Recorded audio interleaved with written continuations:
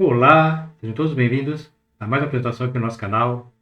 Vamos nessa oportunidade demonstrar como é possível, através do balanço patrimonial das empresas, fazermos uma análise da sua estrutura e de como as informações contidas nessa demonstração contábil podem auxiliar na tomada de decisões, como o de decidir investir em uma determinada empresa. Faremos aqui um comparativo dos balanços patrimoniais de duas empresas, a empresa 01 e a empresa 02, verificando então como a análise dos balanços podem contribuir na escolha entre uma ou outra empresa, principalmente quando da procura de investimentos. Então iremos, nesse estudo, fazer uma breve análise da composição dos dois balanços patrimoniais aqui apresentados e também do comparativo de alguns indicadores financeiros que podem demonstrar qual a situação de cada uma das empresas, possibilitando identificar aquela que esteja mais estável, tanto na sua estrutura como também nas suas condições financeiras e operacionais. Então nos acompanhe até o final e não perca nenhum detalhe nas informações que aqui serão apresentadas. Sou José Marta Ilha do canal Monetários e já aproveito para solicitar o seu like. E se você ainda não é inscrito, inscreva-se no nosso canal para ter acesso a todos os nossos conteúdos. Bora lá então? Então, como colocado, iremos fazer aqui um breve comparativo entre os balanços patrimoniais da empresa 1 e da empresa 2. As duas têm uma estruturação do balanço bastante semelhante. O que diferencia basicamente são os valores constantes em cada conta. Lembrando que o balanço patrimonial geralmente é constituído de duas colunas. Do lado esquerdo nós temos a coluna dos ativos, que pode ser dividido em ativo circulante e ativo não circulante, onde as contas são apresentadas por ordem de liquidez e contém os valores relacionados aos bens e direitos da empresa. Do lado direito, nós temos a coluna dos passivos, onde no passivo circulante e não circulante, onde estão contempladas as contas representativas dos deveres e obrigações da empresa, também relacionadas por ordem de liquidez, ou seja, por prazos de vencimentos, sendo as primeiras de curto prazo e as outras de longo prazo. E no lado passivo, encontramos também o patrimônio líquido da empresa, que é principalmente constituído pelo capital próprio, que seriam os investimentos realizados pelos sócios e acionistas da empresa, e também a conta lucro e prejuízo acumulado, que representa basicamente os resultados das operações e atividades da empresa, ou seja, o que a empresa gerou de resultado até um determinado momento. Seria a data de emissão do próprio balanço. No nosso caso aqui, julho de 2025. Então essa seria a constituição patrimonial dessa empresa nessa data. Por isso costuma-se dizer que o balanço patrimonial é uma fotografia da empresa, ou seja, representa a real condição que a mesma se encontra em determinada data. Lembrando que as contas do ativo devem fechar com as contas do passivo.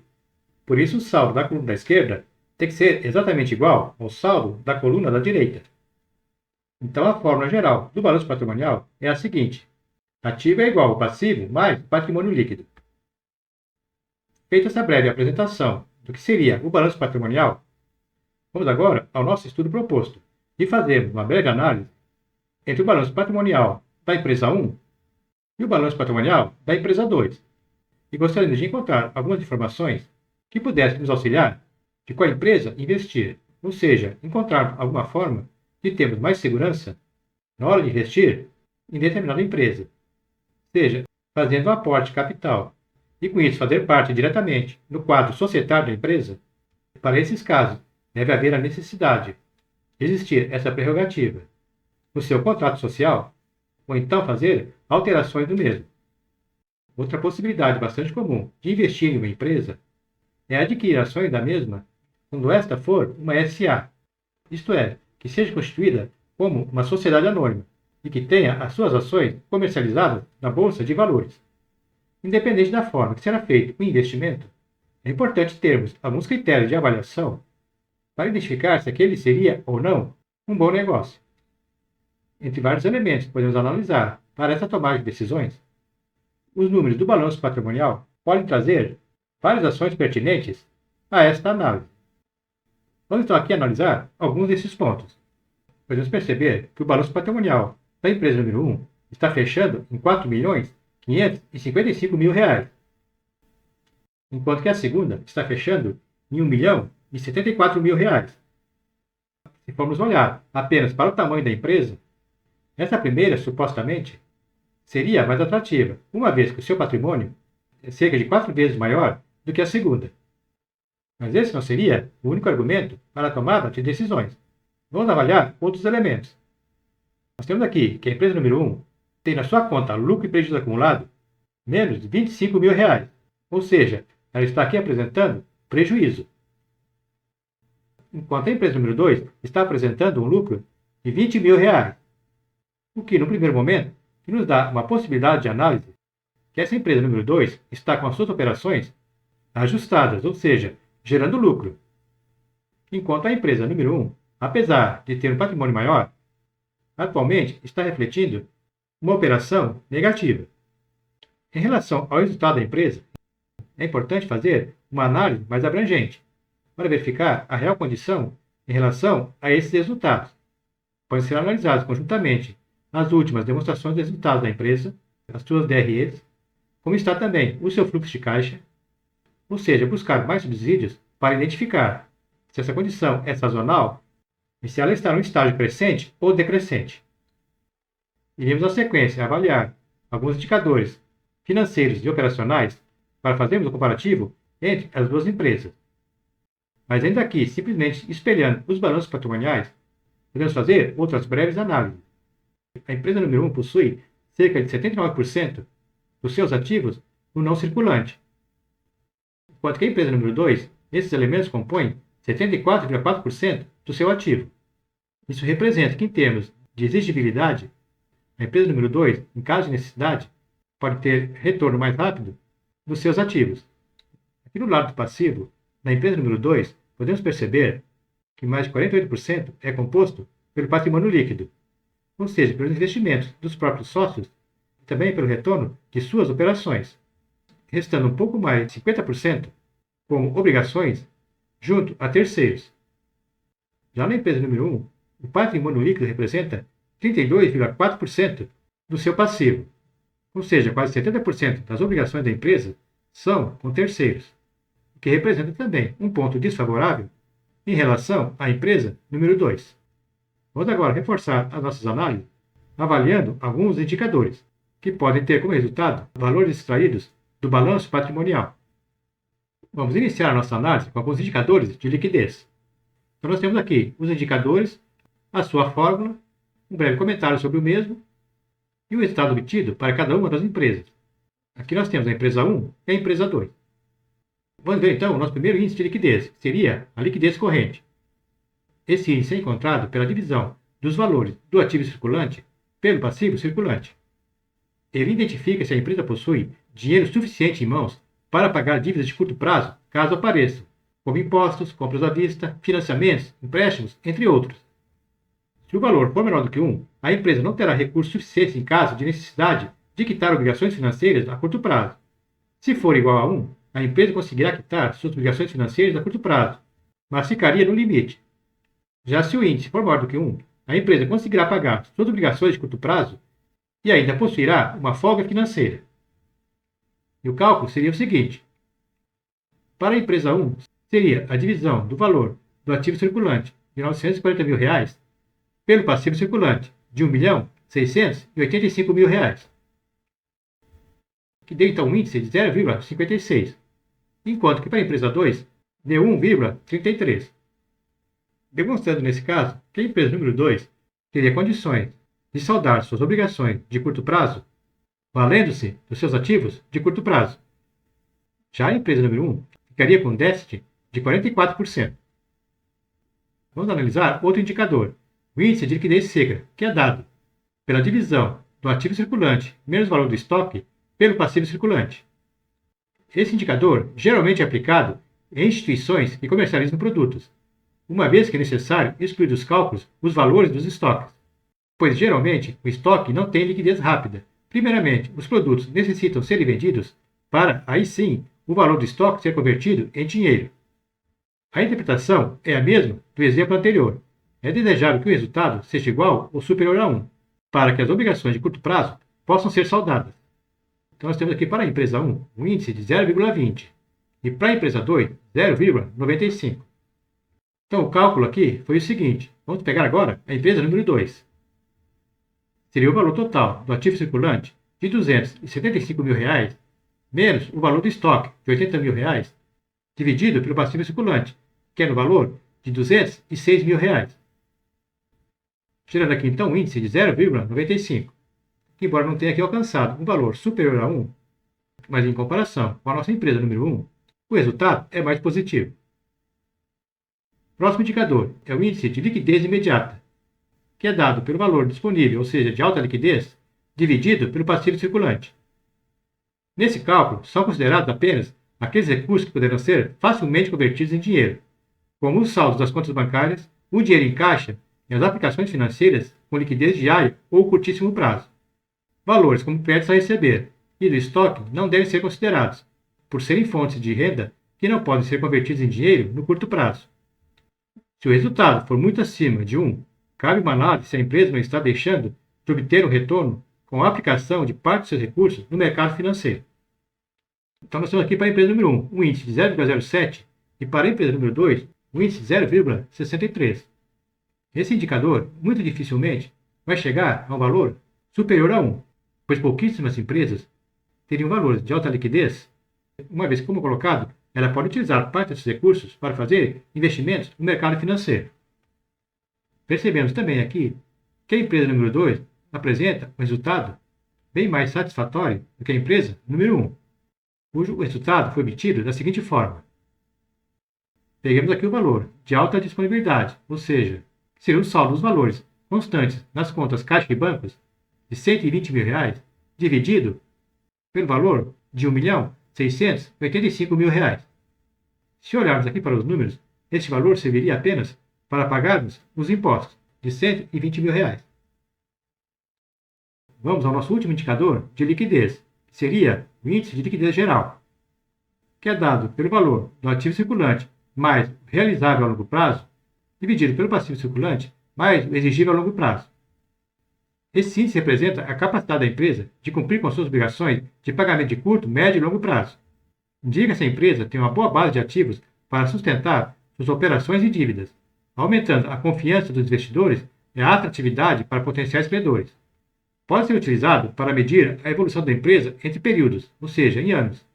Comparar também com outras empresas do mesmo segmento, e também para comparar resultados entre duas ou mais empresas, inclusive para avaliar investimentos, como na Bolsa de Valores, por exemplo. Então temos aqui, mais uma vez, o resultado para a empresa número 2, mais satisfatório que para a empresa número 1, cujo resultado foi obtido da seguinte forma. Seria o total do ativo circulante de 275 mil, mais os valores do ativo não circulante, que são realizáveis a longo prazo. No nosso caso aqui seria os recebimentos de clientes de R$ 162 mil, também os valores de outros investimentos e aplicações, no valor de R$ 10 mil. Tudo isso dividido pela soma do passivo circulante de R$ 206 mil, mais o passivo não circulante de R$ 348 mil, que deu aqui então um índice de 0,81. Para fechar aqui as nossas análises, vamos avaliar o grau de endividamento de cada uma das nossas empresas. Então, temos aqui os nossos indicadores e, mais uma vez, o resultado para a empresa 1 e para a empresa 2. Vamos então para o nosso primeiro indicador, que é o índice de endividamento geral, que é dado pelo valor do passivo circulante mais o exigível a longo prazo, dividido pelo valor do ativo total. Podemos dizer que quanto maior for este valor, maior é o nível de endividamento da empresa e maior a sua alavancagem financeira, que seria o uso do capital de terceiros como empréstimos ou financiamentos para ampliar investimentos e potencializar os lucros de uma empresa. Nós temos aqui que esse grau de endividamento para a empresa 1 é de 68%, enquanto que para a empresa 2 é de 52%. Então podemos perceber que a maior parte dos investimentos feitos na empresa são originados de capitais de terceiros. Nem sempre temos aqui um valor expressivo significa uma condição relativamente ruim, que deve ser avaliado conjuntamente se esses investimentos estão gerando lucros para a empresa, ou seja, estão potencializando os seus resultados. No primeiro momento, podemos perceber aqui a origem dos seus recursos, o valor de quase R$ 900 mil em empréstimo de longo prazo. Seu resultado aqui, como vimos, apresenta um valor negativo. Então deve ser avaliado se esses e outros valores aqui incorridos estão sendo utilizados para estimular as suas operações e potencializar com isso os seus resultados, ou se estão sendo buscados para cobrir as suas deficiências de operações. E o nosso resultado ali foi obtido somando-se o valor do passivo circulante de R$ 1.685.000 mais o valor do passivo não circulante de R$ 1.395.000 dividido pelo ativo total de R$ 4.555.000, que gerou então esse índice de 0,68%. Outro indicador que pode refletir o grau de endividamento de uma empresa seria a relação existente entre o capital próprio e o capital de terceiros. Esse valor é encontrado no passivo circulante mais o exigível a longo prazo dividido pelo valor total do patrimônio líquido. Esse valor representa a relação entre o capital próprio e o capital de terceiros, demonstrando a proporção da participação do volume das dívidas em relação ao capital próprio da empresa. Podemos também determinar quanto da dívida pode ser paga com o capital próprio da empresa. Nós encontramos aqui para a empresa número 1 um índice de 209% e para a empresa número 2 um índice de 107%. Podemos assim perceber que para a empresa 1 essa relação é quase o dobro do que para a empresa número 2. Então, para a empresa número 2, esse valor foi obtido da seguinte forma. Somamos o valor do passivo circulante de R$ 206.000 com o passivo não circulante de R$ 348.000 e dividimos pelo total do patrimônio líquido de R$ 520.000, que resultou então em 107%. Se invertermos aqui a nossa fórmula, ou seja, pegarmos o valor do patrimônio líquido e dividirmos pela soma do passivo circulante mais o exigível a longo prazo, seu patrimônio líquido cobriria 48% das suas dívidas com terceiros. Para a empresa número 2, teríamos que 94% das suas obrigações com terceiros poderiam ser sanadas com o capital próprio da empresa. Isso significa que, por uma eventualidade, essa empresa chegar a uma situação de insolvência, ela teria plenas condições de saldar todos os seus compromissos. O que não seria o caso da nossa empresa número 1, pois, como vimos, o seu patrimônio líquido cobriria apenas cerca de 50% das suas obrigações de curto e longo prazo. Vamos agora ao nosso último indicador do grau de endividamento. Seria a relação do endividamento de curto e longo prazo. No caso, estaremos analisando qual o endividamento da empresa no curto prazo. Seria a divisão do passivo circulante pelo valor do passivo total. No caso aqui, o passivo circulante mais o exigível a longo prazo. Esse indicador representa a composição da dívida considerando os aspectos de liquidez. Quanto maior for o prazo que a empresa tem para saldar seus compromissos, ou seja, suas obrigações forem de longo prazo, melhor é a sua condição quanto à tranquilidade em sanar suas dívidas. Então nós temos aqui que para a empresa número 1, o seu passivo circulante representa 55% do total das suas dívidas, enquanto para a empresa número 2, esse valor representa 37%. Então também, em relação a este aspecto, a empresa número 2 apresenta uma condição mais favorável, pois se 37% das suas dívidas são de curto prazo, significa que 63% estão no longo prazo. Já para a empresa número 1, as dívidas de longo prazo representam 45% de todas as suas obrigações, exigindo desta um esforço maior em gerar recursos no curto prazo para também saldar as suas obrigações de maior liquidez. Pois temos ali que a divisão do valor do passivo circulante de R$ 1.685.000 pela soma deste valor mais o do passivo não circulante de R$ 1.395.000, encontramos aqui um índice de 55%. E podemos perceber aqui visualmente como o valor do passivo circulante é maior do que o passivo não circulante. Já para a empresa número 2, essa situação se inverte. O passivo circulante tem o seu valor inferior ao passivo não circulante. Dados esses que se refletem aqui no nosso indicador. Trouxemos aqui nesse estudo uma das formas de avaliar a estrutura e o desempenho de uma empresa, que é através da análise do balanço patrimonial. Aqui no nosso exemplo, tratamos da condição da possibilidade de investimentos em uma determinada empresa.